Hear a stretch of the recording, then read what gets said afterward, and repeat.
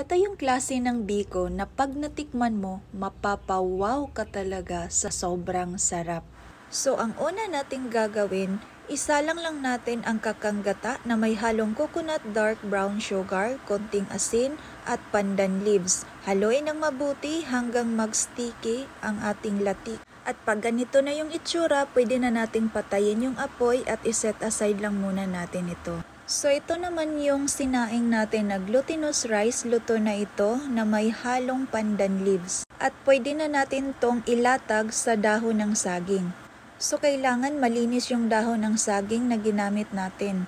At kung wala kayong dahon ng saging, naku, walang problema dahil pwedeng-pwede naman na yung mga paboritong lalagayan na lang ang gagamitin ninyo. So after natin itong malatag, pwede na nating ilagay yung latik na nagawa natin. Naku, sobrang bango ng latik nang dahil sa pandan leaves na nilagay natin. So i-set aside lang muna natin to dahil gagawa tayo ng toppings. So ayan na nga, nakasalang na yung kakanggata. Halu-haluin lang ito hanggang mag-separate yung mantika sa coconut milk.